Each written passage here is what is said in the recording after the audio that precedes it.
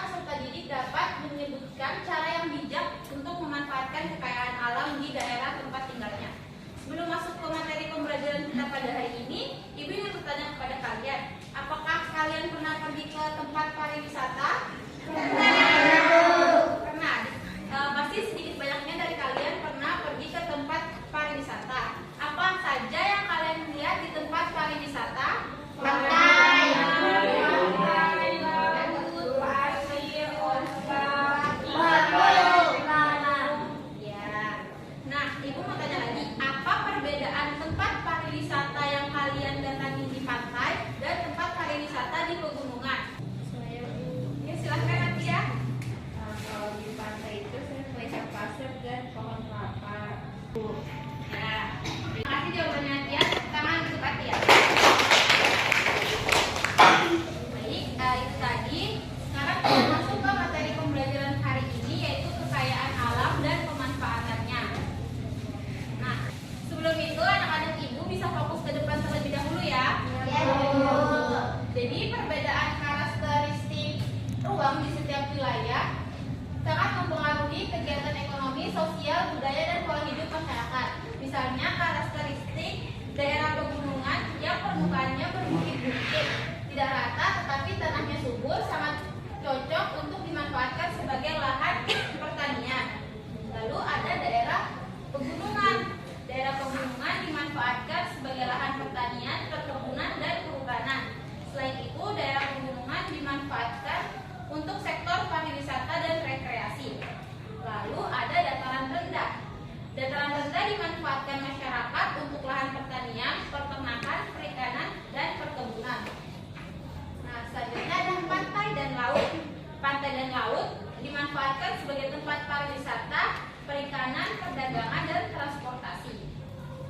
Selanjutnya sungai. Sungai digunakan masyarakat sebagai jalur transportasi, perdagangan, perikanan, olahraga, irigasi, dan PLTA. Lalu yang terakhir ada danau dan waduk. Danau dan waduk dimanfaatkan untuk perikanan, pariwisata, olahraga, dan irigasi. Untuk pemanfaatan danau dan waduk sama seperti sungai, hanya saja untuk daerah danau dan waduk tidak dimanfaatkan sebagai sektor transportasi. Ada yang ingin ditanyakan untuk materi kita pada hari ini? Tidak. Apakah sudah paham semua? Sudah, Ibu. Baik, jika sudah paham semua, Ibu akan membagi kalian menjadi kelompok-kelompok kecil, di mana satu kelompok berisi 4 orang. Untuk kelompok 1, mulai dari barisan Helma sampai dengan Ica menjadi kelompok 1. Kelompok 2, Adel dan Hesti. Kelompok 3, Elisa dan Aulia. Kelompok 4, Karen dan Nainas. Terusnya begitu, satu kelompok berisikan 4 orang ya. Iya, Ibu. Ya, silakan duduk per kelompok. Ya, apakah sudah duduk dengan kelompoknya masing-masing? Ya, mungkin bisa perhatikan Ibu dulu untuk pengisian LKPD-nya. Adel, Helma, bisa lihat Ibu dulu sebentar.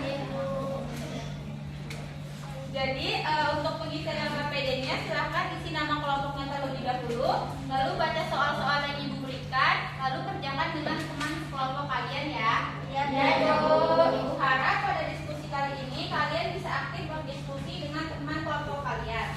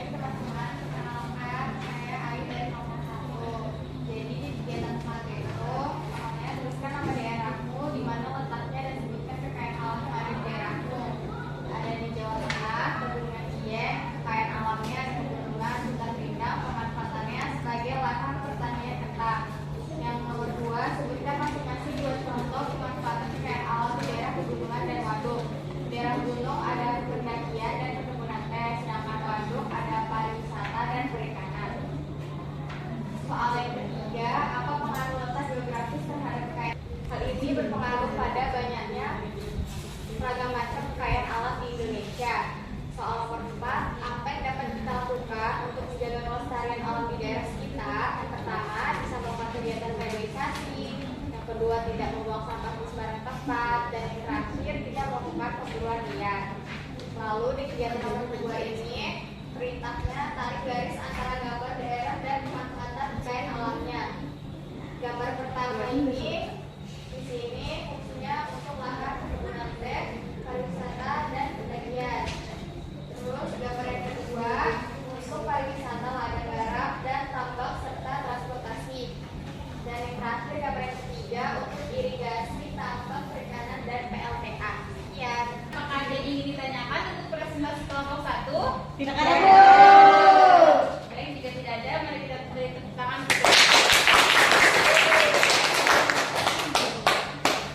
Terima kasih ya, Bu. Baik, untuk kelompok yang lain, dikarenakan waktu kita hari ini tidak cukup, jadi tugas diskusi kelompoknya bisa dikumpul ke depan ya. Silakan ketua kelompoknya bisa dikumpul.